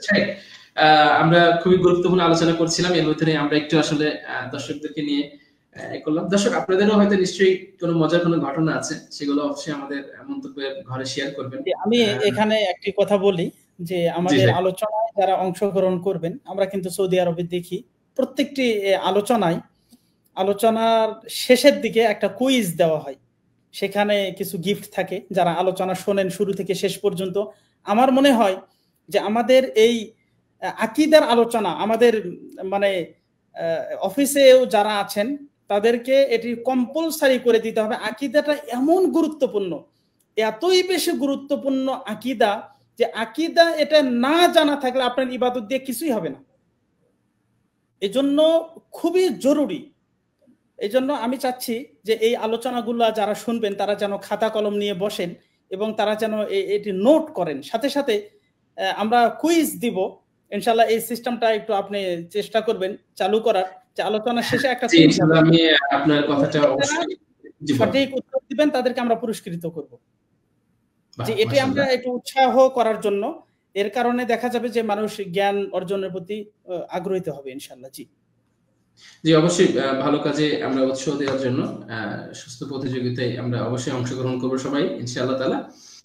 শেখ, আমরা পরবর্তীতে আরেকটু ডিপলি যাওয়ার জন্য, আমাদের নলেজটাকে একটু বাড়িয়ে নেওয়ার জন্য, অথবা আসলে এই সম্পর্কে আমাদের জানাশোনার জন্য আপনার কাছে আমরা আরেকটা বিষয় জানতে চাচ্ছি আন্তরিকতার সাথে, যে সহিহ আকীদার উৎস কি হবে, এবং একজন মানুষ যখন সহিহ আকীদা গ্রহণ করলো বা সহিহ আকীদা অনুযায়ী তার জীবনটাকে মেইনটেইন করলো, এটার উপকারিতা সে কি, সে আসলে কি বেনিফিট পাবে আর কি, এই বিষয়ে আপনার কাছ থেকে আমরা উৎসাহমূলক কিছু কথা বা জ্ঞানমূলক কিছু কথা শুনতে চাচ্ছি ইনশাআল্লাহ তাআলা। জি আলহামদুলিল্লাহ। আমরা জানি জ্ঞানের উৎস বা জ্ঞান অর্জন করা যায় কয়েকটি মাধ্যমে। তার ভিতরে একটি মাধ্যম হচ্ছে যে কি বলে পঞ্চ ইন্দ্রিয়, যেটিকে বলে, তার মাধ্যমে জ্ঞান অর্জন করা যায়। যেমন আমি একটু পানিতে হাত দিলাম, ঠান্ডা লাগলে আমি বুঝতে পারলাম, আমাদের জ্ঞান অর্জন হলো যে এটা ঠান্ডা, গরম লাগলে গরম, তাই না? তো এই যে পঞ্চ ইন্দ্রিয়ের মাধ্যমে বা দেখে বা শুনে স্বাদ গ্রহণ করে জ্ঞান অর্জন করা যায়, এটি জ্ঞান অর্জন করার একটি উৎস বা মাধ্যম। দ্বিতীয় নাম্বার হচ্ছে সেটি হচ্ছে বিবেকের মাধ্যমে, অথবা কোনো আগে থেকে অভিজ্ঞতা আছে, এই অভিজ্ঞতার মাধ্যমেও জ্ঞান অর্জন করা যায়। যেমন আপনি কারেন্টের সুইচ টিপ দিলেন, আপনি জানেন আগে থেকে যে এই সুইচ চাপ দিলে কি হয়, আলো হয়। তাহলে এভাবেও কি বলে আকল বা বিবেকের মাধ্যমেও কিন্তু অনেক সময় জ্ঞান অর্জন করা যায়, ভালো মন্দ কিছুটা পার্থক্য করা যায়। আরেকটি জ্ঞানের উৎস যা সবচাইতে গুরুত্বপূর্ণ উৎস, সেটি হচ্ছে ওহীর মাধ্যমে জ্ঞান অর্জন করা। আর এই মাধ্যমটাই হচ্ছে সবচাইতে নির্ভুল এবং সবচাইতে নিখুঁত, যাতে কোনো ভুল হওয়ার কোনো সম্ভাবনা নেই। তো আকীদার যে উৎস, সেটি আমাদেরকে হতে হবে, আমাদেরকে নিতে হবে যেই উৎস আল্লাহ সুবহানাহু ওয়া তাআলা যে উৎসের মাধ্যমে দিয়েছেন, সেটি হচ্ছে ওহীর জ্ঞানের মাধ্যমে, অর্থাৎ কোরআন এবং হাদিস থেকে আমাদেরকে আকীদার জ্ঞান অর্জন করতে হবে। আবার যদি এরকম হয় যে আকীদার জ্ঞান আপনি অর্জন করছেন যে মানে যেটি সহিহ না, এরকম ভুল কোনো তরিকা থেকে বা ভুল কোনো বা অশুদ্ধ কোনো হাদিসের মাধ্যমেও যদি আপনি আকীদার জ্ঞান নিতে চান, তাহলে কিন্তু সেটি আপনার আকীদা শুদ্ধ হবে না। এজন্য আকীদার জ্ঞান আমাদেরকে টোটাল নিতে হবে ওহীর জ্ঞান থেকে, অর্থাৎ কোরআন এবং সুন্নাহ থেকে আমাদের আকীদার জ্ঞান অর্জন করতে হবে। এটি হচ্ছে একমাত্র নির্ভুল উৎস। তারপর আরেকটি বিষয়, যে আকীদার জ্ঞান আমাদেরকে অর্জন করতে হবে কেন, এর উপকারিতা কি, এর মাধ্যমে আমরা কি পাবো, কি লাভ আমার। আমি ইতিপূর্বেই বলেছি আকীদাটা এমন একটি গুরুত্বপূর্ণ বিষয় যে আকীদার জ্ঞান যদি আপনার না থাকে আপনার গোটা জীবনটাই বৃথা। আপনি সারা জীবন আমল করলেন কিন্তু আপনার আমল হয়তোবা কবুল নাও হতে পারে। আপনার আকীদা যদি অশুদ্ধ হয় অবশ্যই আপনার আমল কবুল হবে না। এমনকি আকীদা এটি এত গুরুত্বপূর্ণ যে বিষয়ে রাসূলুল্লাহ সাল্লাল্লাহু আলাইহি ওয়াসাল্লাম এর একটি হাদিস আমরা উল্লেখ করতে পারি, যেটি সহিহ বুখারী এবং মুসলিমে রয়েছে। সহিহ বুখারীর প্রথম হাদিস, যেখানে ওমর ইবনুল খাত্তাব রাদিয়াল্লাহু তাআলা আনহু তিনি বলছেন, আমি আল্লাহ রাসূলকে বলতে শুনেছি সাল্লাল্লাহু আলাইহি সাল্লাম, ইন্নামাল আমালু বিন্নিয়াত, প্রত্যেকটি আমল এর প্রত্যেকটি কর্মের ফলাফল নির্ভর করে তার আকীদার উপরে, তার বিশ্বাসের উপরে, তার নিয়াতের উপরে। আপনার আকীদা, আপনি যখন সালাত আদায় করছেন আপনার আকীদার কি হচ্ছে, কি কারণে আপনি সালাত আদায় করছেন? আপনার আকীদা যদি হয় খালেস ভাবে একমাত্র আল্লাহকে রাজি করার জন্য, খুশি করার জন্য, সন্তুষ্ট করার জন্য, তাহলে আপনার এই আমলের প্রতিদান বা ফল আপনি পাবেন। আর আপনার এই আমল করার বা এই সালাত আদায় করার যে আকীদা বা যে বিশ্বাস আপনার ভিতরে আছে যে আমার পাশে একজন লোক আছে, তাকে আমি দেখাবো যে আমি কত সুন্দর করে সালাত আদায় করতে পারি। অথবা এমনও মানুষ আমরা দেখেছি বাংলাদেশে যে বলে যে আপনি নামাজ পড়তে আসছেন, আপনি তো নামাজে দোয়া কালাম জানেন না, তো বলছে যে এমনি কি নামাজ পড়তে এসেছি, মানুষ আমি মরে গেলে মাটি দিবে না, জানাজা করবে না, এই ভয়ে আমি নামাজ পড়তে আসছি। তাহলে দেখেন এই লোকের আকীদা, এই লোকের বিশ্বাস কি? এই আকীদা নিয়ে, এই বিশ্বাস নিয়ে যদি কোনো ব্যক্তি সালাত আদায় করে তার সালাত হবে?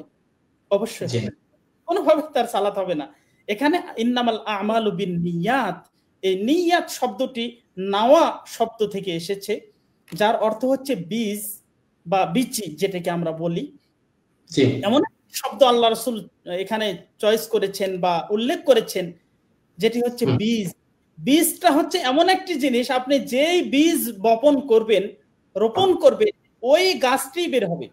আপনার নিয়াতটা থাকে যে আল্লাহকে খুশি করার জন্য, তাহলে ওই আমলটির সওয়াব আপনি আল্লাহর কাছে পাবেন। আর আপনার নিয়াত যদি অন্য হয় তাহলে আপনি পাবেন না।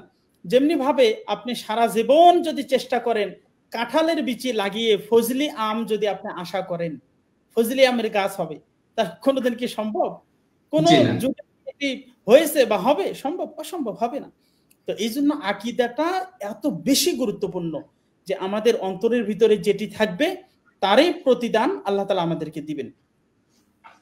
এমনকি আল্লাহ রাসূল এখানে হাদিসের ভিতরে কিছু উদাহরণ দিয়েছেন যে মান কানা হিজরাতুহু ইলা আল্লাহি ওয়া রাসূলিহি ফাহিজরাতুহু ইলা আল্লাহি ওয়া রাসূলিহি ওয়া মান কানাত হিজরাতুহু কি বলে ফামান কানাত হিজরাতুহু ইলা দুনিয়া ইউসিবুহা, যে ব্যক্তি মানে হিজরত করবে দুনিয়াবি কোনো স্বার্থ হাসিলের জন্য অথবা কোনো মহিলাকে বিবাহ করার জন্য, তার সেটি অর্জন হবে। হিজরতটা এত গুরুত্বপূর্ণ একটি জিনিস, কিন্তু ওই আকীদার কারণে তার এই হিজরত দিয়ে কাজ হবে না। তার নিয়তে, তার আকীদার ভিতরে ত্রুটি ছিল যে আমি দুনিয়ার কোনো স্বার্থ সিদ্ধি করার জন্য, হাসিল করার জন্য আমি হিজরত করছি, এজন্য তার এই হিজরত কাজে আসবে না। এমনকি আপনি যদি হজ উমরাও করেন তাও কাজে আসবে না যদি আপনার আকীদাটা সঠিক না হয়। এছাড়াও আকীদার উপকারিতার সম্পর্কে আল্লাহ তাআলা পবিত্র কোরআনে বলেছেন, এই ব্যাপারে দাওয়াত দেওয়ার জন্য নবী রাসূলরা এসেছেন এবং আকীদা শুদ্ধ করার জন্য তারা সব সময় দাওয়াত দিয়েছেন এবং আল্লাহ তাআলা আমাদেরকে তাকিদ দিয়েছেন যে তোমরা সঠিক আকীদা, সহিহ আকীদা গ্রহণ করো। আর মানুষকে এই সহিহ আকীদা ভিত্তিক ইবাদতের জন্যই আল্লাহ তাআলা সৃষ্টি করেছেন। যেমন আল্লাহ তাআলা বলছেন সূরা আয-যারিয়া এর 56 নম্বর আয়াত, ওমা খালাকতুল জিন্না ওয়াল ইনসা ইল্লা লিয়াবুদুন, আমি মানুষ আর জিনকে একমাত্র আমার ইবাদতের জন্যই সৃষ্টি করেছি। সেই ইবাদতটা আমাদের অন্তরের ভিতরে আকীদা থাকতে হবে, বিশ্বাস থাকতে হবে যে আল্লাহকে খুশি করার জন্য করছি। এছাড়াও আল্লাহ তাআলা বলছেন সূরা বানী ইসরাইল 23 নম্বর আয়াত, ওয়াকাদা রাব্বুকা আল্লা তা'বুদু ইল্লা ইয়্যাহু ওয়া বিল ওয়ালিদাইনি ইহসানা। আল্লাহ তাআলা আমাদেরকে নসিহা করছেন, আল্লাহ তাআলা আমাদেরকে নির্দেশ করছেন যে তোমরা আল্লাহ ছাড়া কারো ইবাদত করবে না এবং পিতামাতার আনুগত্য করবে, তাদের সাথে সদাচরণ করবে। এছাড়াও আল্লাহ তাআলা বলছেন সূরা আন-নাহল 36 নম্বর আয়াত, যেখানে আল্লাহ তাআলা বলছেন ওয়ালাকাদ বাআসনা ফি কুল্লি উম্মাতির রাসূলা আন ইবুদুল্লাহ ওয়াজতানিবুত তাগুত। আল্লাহ তাআলা প্রত্যেক জাতির ভিতরে নবী রাসূল প্রেরণ করেছেন। কেন? যে মানুষদেরকে আল্লাহ তাআলার ইবাদতের প্রতি তারা দাওয়াত দিবেন এবং তাগুতকে বর্জন করার প্রতি দাওয়াত দিবেন। এজন্য যুগে যুগে নবী রাসূলকে আল্লাহ তাআলা প্রেরণ করেছেন। এছাড়াও আল্লাহ সুবহানাহু ওয়া তাআলা পবিত্র কোরআনে বলেছেন যে এই সহিহ আকীদা গ্রহণ করলে এর উপকারিতা কি হবে। ফামাই ইয়াকফুর বিত-তাগুত ওয়া ইউমিনু বিল্লাহি ফাকাদ ইসতামসাকা বিল উরওয়াতিল ওয়াসকা লা ইনফিসামা লাহা ওয়াল্লাহু সামিউন আলিম। আল্লাহ তাআলা বলছেন যে ব্যক্তি তাগুতকে বর্জন করলো এবং আল্লাহ তাআলার প্রতি সহিহ আকীদা, সহিভাবে ঈমান বিশ্বাস স্থাপন করলো, সে ফাকাদ ইসতামসাকা বিল উরওয়াতিল ওয়াসকা, সে এমন একটি হাতল ধরলো যা কখনোই মানে ছোটার নয় বা ছিঁড়ে যাওয়ার নয়। আল্লাহু সামিউন আলিম, অবশ্যই আল্লাহ তাআলা দেখেন এবং শ্রবণ করেন। সহিহুল বুখারী এর 25 নম্বর হাদিসে যেখানে ইবনে ওমর রাদিয়াল্লাহু তাআলা আনহু তিনি বলছেন যে সহিহ আকীদা, সঠিক ঈমান যখন মানুষ গ্রহণ করবে তখন তার জান মাল মুসলমানদের কাছে এত নিরাপদ হবে, তাদের কাছে এত নিরাপদ হবে, যেরকম ভাবে পবিত্র মক্কা মদিনাকে, আল্লাহর ঘরগুলোকে আল্লাহ তাআলা হারাম করেছেন, কোন ব্যক্তি এগুলোকে ভেঙে দিতে পারবে না, নষ্ট করতে পারবে না, ওরকম ভাবে তার জান মালগুলো হারাম হয়ে যাবে অন্য মুসলমানের প্রতি। অন্য মুসলমান তার জান মাল এর ক্ষয়ক্ষতি করতে পারবে না। এ ব্যাপারে আল্লাহ রাসূল সাল্লাল্লাহু আলাইহি সাল্লাম বলছেন সহিহুল বুখারী 25 নম্বর হাদিসে, উমিরতু আন উকাতিলান নাস হাত্তা ইয়াশহাদু আল্লা ইলাহা ইল্লাল্লাহ ওয়া আন্না মুহাম্মাদার রাসূলুল্লাহ ওয়া ইউকিমুস সালাতা ওয়া ইউতুজ যাকাতা ফাইদা ফাআলু যালিকা আসামু মিন্নি দিমাআহুম ওয়া আমওয়ালাহুম ইল্লা বিহাক্কিল ইসলাম ওয়া হিসাবুহুম আলাল্লাহ। এখানে আল্লাহ রাসূল বলছেন যারা সহিহ আকীদা গ্রহণ করবেন তাদের মানে ফজিলত বা তাদের মর্যাদা সম্পর্কে এটি বলা হচ্ছে যে আল্লাহ রাসূল বলছেন যে আমাকে মানুষের সাথে জিহাদ করার জন্য বলা হয়েছে। কতক্ষণ পর্যন্ত? যতক্ষণ পর্যন্ত তারা বলবে না যে লা ইলাহা ইল্লাল্লাহ ওয়া আন্না মুহাম্মাদার রাসূলুল্লাহ, এবং সালাত কায়েম করবে, যাকাত প্রদান করবে। এই কাজগুলো যদি কোনো ব্যক্তি করে তার জান মাল আল্লাহ তাআলা কি বলে মুসলমানদের কাছে নিরাপদ হয়ে যাবে, তার মালের হেফাজত করতে হবে। এটি আমাদের জন্য জরুরি হয়ে যাবে। আল্লাহ তাআলার হক যদি নষ্ট করে থাকে তাহলে আল্লাহ তাআলা তার হিসাব নেবেন। এছাড়াও সহিহ মুসলিমেও এ ব্যাপারে হাদিস রয়েছে। আল্লাহ রাসূল বলেছেন, সহিহ মুসলিম 37 নম্বর হাদিস, মান ক্বালা লা ইলাহা ইল্লাল্লাহ ওয়া কাফারা বিমা ইউবাদু মিন দুনিল্লাহ হুরিমা মালুহু ওয়া দামুহু ওয়া হিসাবুহু আলাল্লাহ। আল্লাহ রাসূল বলছেন যে ব্যক্তি একেবারে অন্তর থেকে বলল লা ইলাহা ইল্লাল্লাহ এবং তাকে ছাড়া, আল্লাহ ছাড়া অন্য যাদের ইবাদত করা হয় তাদেরকে যখন সে অস্বীকৃতি জানাবে, তাদেরকে যখন নাকচ করে দিবে যে আল্লাহ ছাড়া কোনো কারো ইবাদত করা যাবে না, সহিহ আকীদা যখন গ্রহণ করবে তখন তার জান মাল নিরাপদ হয়ে যাবে। এছাড়াও সহিহ মুসলিম 152 নম্বর হাদিসে রাসূল সাল্লাল্লাহু আলাইহি সাল্লাম বলেছেন, মান লাকিয়াল্লাহ লা ইউশরিকু বিহি শাইআন দাখালাল জান্নাহ ওয়া মান লাকিয়াহু ইউশরিক বিহি দাখালান নার। যে ব্যক্তি মানে খারাপ আকীদা, মানে কি বলে সহিহ আকীদা নয়, মানে বিভ্রান্তিকর আকীদা নিয়ে আল্লাহ তাআলার কাছে উপস্থিত হবে, অর্থাৎ শিরক নিয়ে যারা উপস্থিত হবে তাদেরকে আল্লাহ তাআলা জাহান্নাম দিবেন। আর যারা সহিহ সঠিক আকীদা নিয়ে শিরক মুক্ত অবস্থায় আল্লাহ তাআলার সাথে সাক্ষাৎ করবে, আল্লাহ তাআলা তাকে জান্নাত দান করবেন। সুবহানাল্লাহ। এছাড়া আরো অনেক হাদিস রয়েছে, যেমন আরেকটা হাদিস উল্লেখ করেছি সহিহুল বুখারী 5401 নম্বর হাদিস, ফাইনাল্লাহা হারামা আলান নারি মান ক্বালা লা ইলাহা ইল্লাল্লাহ ইয়াবতাগি বিযালিকা ওয়াজহাল্লাহ। যে ব্যক্তি আল্লাহকে খুশি করার জন্য, আল্লাহকে সন্তুষ্ট করার জন্য যে ব্যক্তি লা ইলাহা ইল্লাল্লাহ বলবে তার উপরে জাহান্নামের আগুন হারাম হয়ে যাবে, জাহান্নামকে হারাম করে দিবেন। তাহলে এছাড়া অনেক হাদিস আমরা করতে পারি যে সহিহ আকীদা গ্রহণ করলে তার উপকারিতা কত। সুবহানাল্লাহ, অনেক হাদিস করতে পারবো না, অসংখ্য হাদিস। আমার মনে হয় যে এই প্রশ্নটা সবচেয়ে বড় মানে রেফারেন্স উপকারিতামূলক আর কি আলোচনা করা হয়েছে। শুকরিয়া শেখ। আমি একজন মুসলিম, আমি উপকারিতা বুঝলাম, আমি হচ্ছে আকীদা কাকে বলে বুঝলাম, আমি বুঝলাম যে আকীদা বিষয়ে যারা মানুষদেরকে দাওয়াত দিচ্ছে এটা নিঃসন্দেহে আসলে একতা হিসেবেই দাওয়াত দিচ্ছে, এটা বিভ্রান্তিকর বা বিভক্তিমূলক নয়, আমি সবকিছু বুঝলাম। কিন্তু দিন শেষে গিয়ে আমি আমার গোড়ামির কারণে হোক, অথবা আমি আবেগপ্রবণের কারণে হোক, অথবা আমি বিশেষ কোনো স্কলার বা হুজুরের প্রতি আন্তরিক বা ভালোবাসা থাকার কারণে হোক, আমার আকীদাটা শুদ্ধ নেই।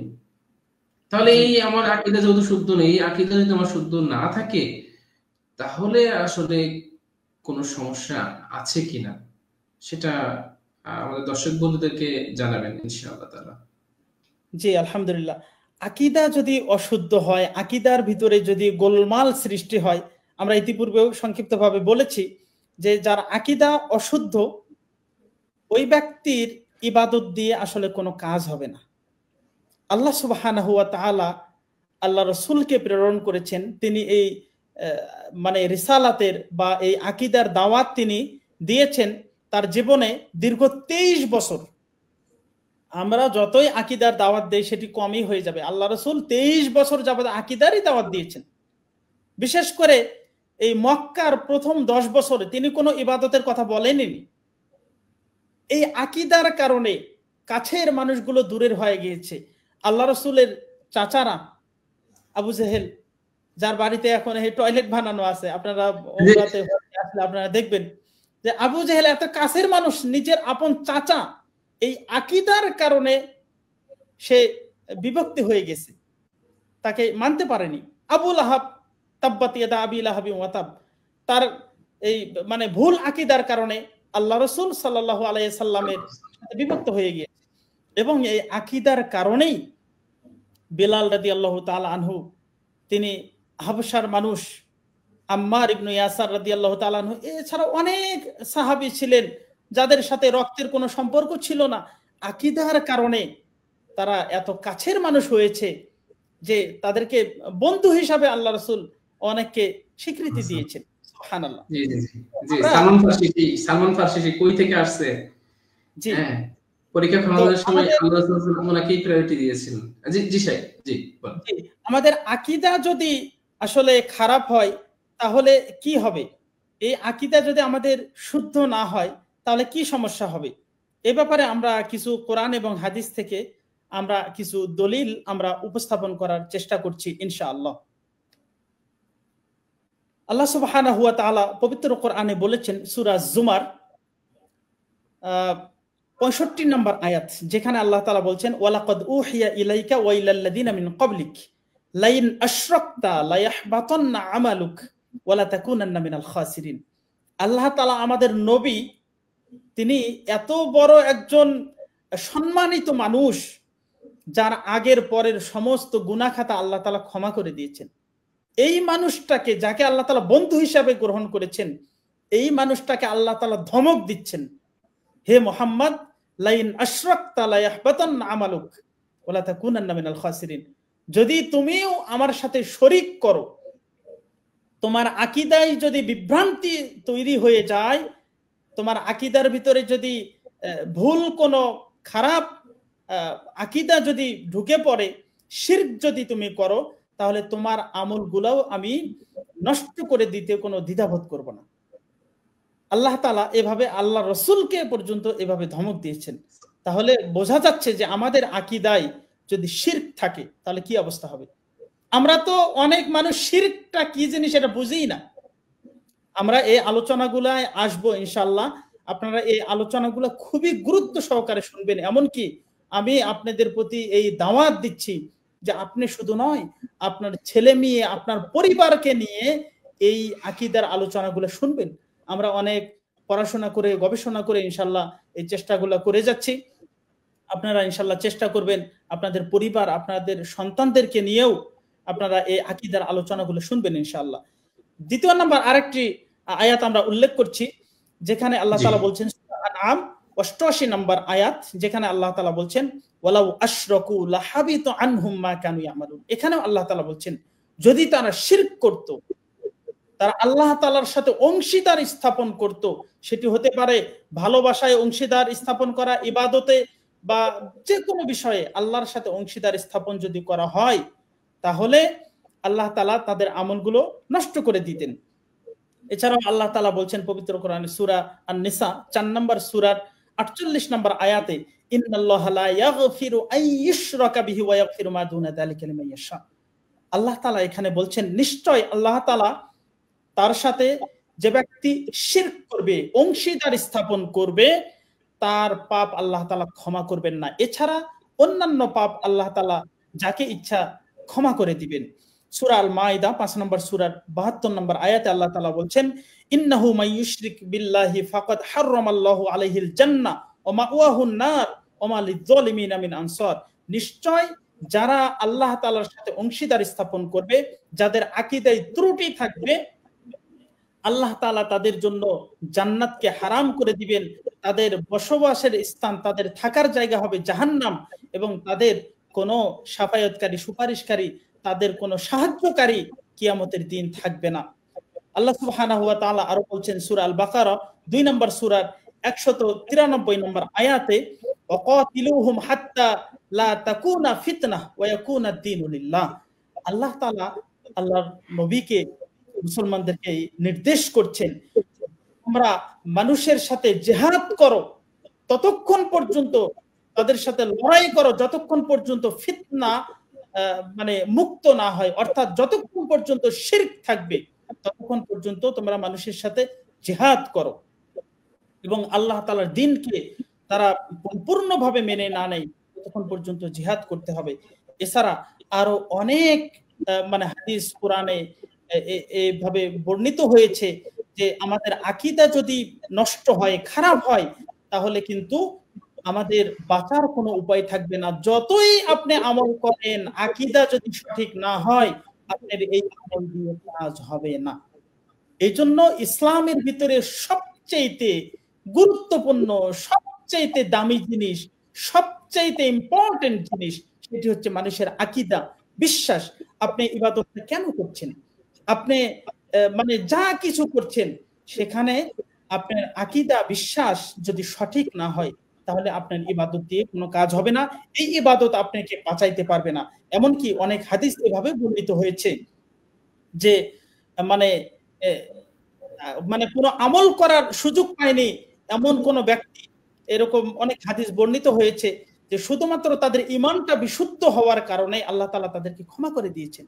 এমনকি এরকম অনেক হাদিসও তো আমরা উল্লেখ করলাম, যে ব্যক্তি লা ইলাহা ইল্লাল্লাহ বলবে অন্তর থেকে, তার মানে আমল যদি নাও থাকে, তার সে যদি আমল করার সুযোগ না পায়, আপনি শুধু লা ইলাহা ইল্লাল্লাহ বলে বসে থাকবেন, এটাও চলবে না। এই লা ইলাহা ইল্লাল্লাহ বলার কিছু শর্ত আছে। আপনি যে মুসলমান আছেন কিনা এই জিনিসটা পরীক্ষা করতে হবে। এর জন্য আমাদের কাছে জি শেখ, এই বিষয়টা নিয়ে গতকালকে আমাদের আরকানুল ইসলাম নিয়ে আলোচনা, আপনাদের ঈমানটা ঠিক আছে কিনা, বা আপনারা মুসলমান আছেন কিনা, আপনারা মুমিন কিনা, মুসলমান কিনা, আমরা একটু মেপে দেখবো ইনশাআল্লাহ। আপনারা নিজেরাই মাপতে পারবেন যে আপনাদের ঈমান ঠিক আছে কিনা, আপনি যে আমল করছেন সে আমল দিয়ে কাজ হবে কিনা। এগুলা আলোচনা আমরা ইনশাআল্লাহ ধারাবাহিকভাবে করব। জি জি আলহামদুলিল্লাহ। আমরা হচ্ছে আপনাকে অসংখ্য ধন্যবাদ জানাচ্ছি, জাযাকাল্লাহু খাইরান, যে এত দীর্ঘ সময় ধরে একেবারে ধৈর্য সহকারে পবিত্র কোরআন ও সহিহ হাদিসের আলোকে, আই হোপ দর্শক বন্ধুরা বুঝতে পারছে যে আপনার এর পিছনে গভীর পড়াশোনা, গভীর পরিশ্রম ছিল, তার ফলপ্রসূ হয়েছে এইভাবে আপনি সাবলীলভাবে আমাদেরকে বোঝাতে পেরেছেন। আল্লাহ আপনার ইলমে বারাকা দান করুন, আল্লাহ সুবহানাহু ওয়া তাআলা আপনাকে নেক হায়াত দান করুন।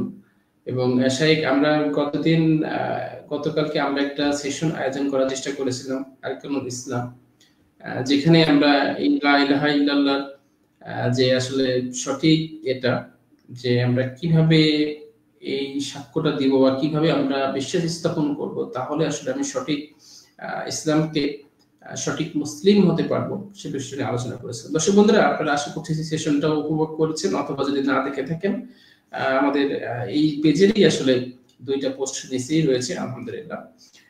শেখ দীর্ঘক্ষণ আপনার সাথে আমাদের এই আলোচনায় একটা প্রশ্ন আমরা করতে পারি, যে প্রশ্নটা আমাদের প্রিয় মুসলিম ভাই বোনরা সবার জন্যই। সেই প্রশ্নটা হচ্ছে, আপনারা লিখবেন যে আল্লাহর প্রতি মানে পরিপূর্ণ ঈমান আনতে গেলে কি কি শর্ত আছে, কি কি শর্ত পূরণ করলে আল্লাহর প্রতি ঈমান আনা হবে। ঈমানের তো স্তম্ভ আছে, ঈমানের আরকান বা স্তম্ভ হচ্ছে 6টি। তো এর ভিতরে আল্লাহর প্রতি 1 নম্বরে ঈমান আনা, তাই না? তো কি কি কাজ করলে, শুধুমাত্র আল্লাহকে বিশ্বাস করলেই যে আল্লাহ একজন আছেন তাহলে কি আপনার আল্লাহর প্রতি ঈমান ঠিক হয়ে যাবে, নাকি পরিপূর্ণ ঈমানদার হওয়ার জন্য কি কি শর্ত পূরণ করতে হবে? আপনারা লিখবেন ইনশাআল্লাহ। যারা সঠিক উত্তর দিবেন ইনশাআল্লাহ আমরা চেষ্টা করব যে তাদেরকে কিছু পুরস্কার দেওয়ার জন্য ইনশাআল্লাহ। জি ইনশাআল্লাহ তাআলা এটা আমরা প্রশ্নটা লিখে দিবেন। প্রশ্নটা আমরা লিখিত আকারে আমরা দিব ইনশাআল্লাহ। আচ্ছা, ইন দ্য মিন টাইম আমাদের সাথে সিয়াম ছিল, যিনি আমাদের প্রোগ্রামটা দেখেছেন এবং কমেন্ট করেছেন। ছিল মোহাম্মদ মুমিন হাসান, যিনিও আলহামদুলিল্লাহ আমাদের সাথে ছিলেন এবং আমাদেরকে কমেন্ট করেছেন। ছিলেন ফরিদা নাসরিন, যেখান থেকে দেখছেন। আল্লাহ সুবহানাহু ওয়া তাআলা আপনাদেরকে মঙ্গল ভালো রাখুন, আপনাদের জীবনে সবসময় বিপদ আপদ যত কিছু আছে সবকিছু আল্লাহ সুবহানাহু ওয়া তাআলা তার নিজ গুণে দূরে সরিয়ে দিন।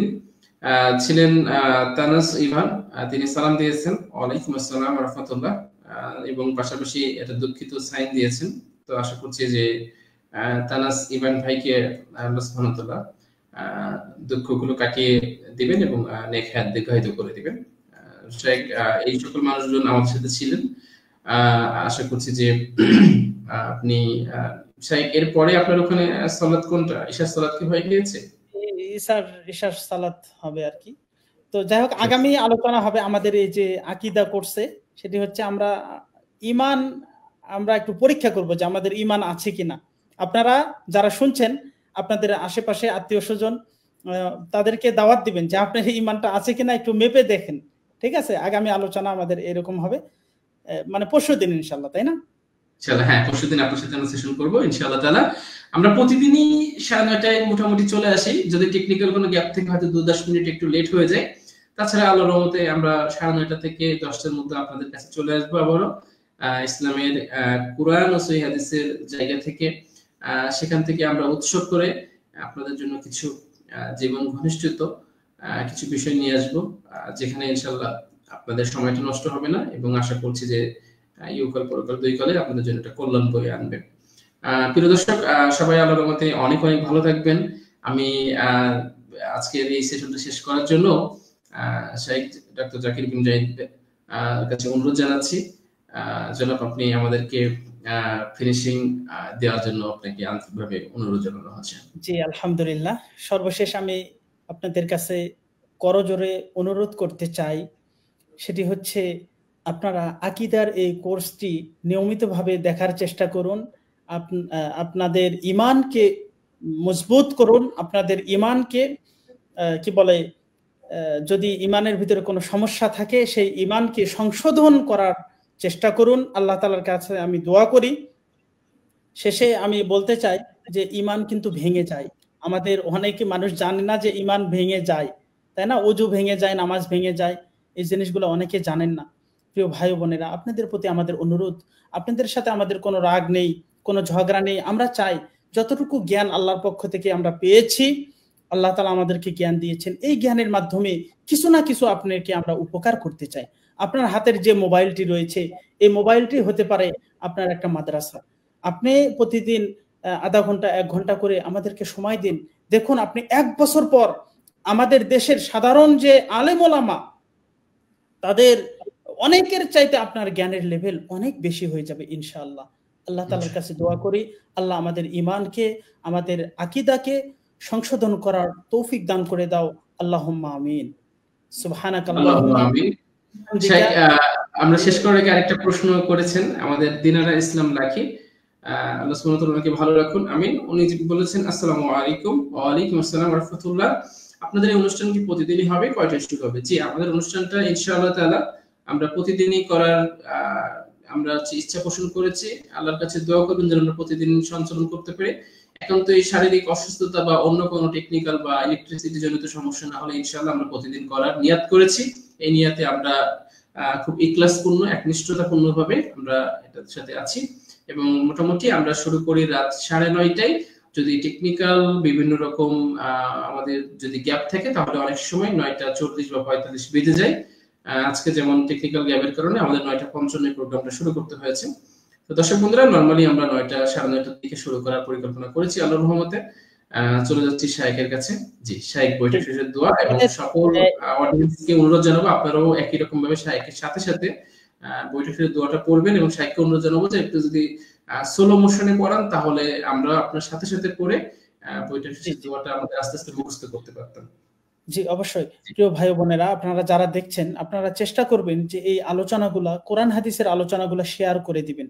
আপনারা হয়তো বা জানেন না, আজকে রাতেও যদি মারা যান, এই যে আলোচনাটা শেয়ার করার কারণে একটা মানুষের যদি ঈমান সঠিক হয়, শুদ্ধ হয়, যত আমল করবে আপনি নেকি পেয়ে যাবেন। সাথে সাথে খারাপ কোনো কিছু যদি আপনি শেয়ার করেন, আপনার ওয়ালে যদি আপনি পোস্ট করেন, আপনি মরে গেলেও কিন্তু এটা থেকে যাবে, তখন আপনার গুনাহ জারিয়া আপনার কবরে যেতেই থাকবে। এই জন্য আপনারা এই কাজগুলো করবেন না। আর আমাদের আলোচনা প্রতিদিন হবে দুইটি শিরোনামে, একটি হচ্ছে আকীদা কোর্স, আরেকটা হচ্ছে ইসলাম কোর্স। ইসলাম সম্পর্কে আমাদেরকে জানতে হবে, যেখানে বিশেষ করে ইসলামের যে কোর্সটা হবে তার ভিতরে আলোচনা থাকবে বাহ্যিক যে সমস্ত আমল, যেমন কালেমা মানে প্রকাশ করতে হবে, মুখে বলতে হবে, তারপরে সালাত, সিয়াম, হজ, যাকাত, এই আলোচনাগুলো হবে সঠিক কোরআন হাদিসের আলোকে। আর আমি যে আলোচনাটা করব সেটি হচ্ছে আকীদা, যেটি হচ্ছে অন্তরের ভিতরে, যেটি দেখা যায় না, অন্তরের বিশ্বাস, এই বিষয়গুলো নিয়ে আলোচনা করব। কুফর, শিরক, বিদআত, এগুলো নিয়ে আলোচনা করব ইনশাআল্লাহ। তো যাই হোক, আমি শেষ করে দেই, দোয়া পড়ি, আপনারাও দোয়া পড়বেন। সুবহানাকাল্লাহুম্মা ওয়া বিহামদিকা লা ইলাহা ইল্লা আনতা আস্তাগফিরুকা ওয়া আতুবু ইলাইক। ঠিক আছে, আজকে আসসালামু আলাইকুম ওয়া রাহমাতুল্লাহি ওয়া বারাকাতুহু। দর্শক বন্ধুরা, আল্লাহ হাফেজ। দেখা হবে আগামীকাল 9:30 ইনশাআল্লাহ।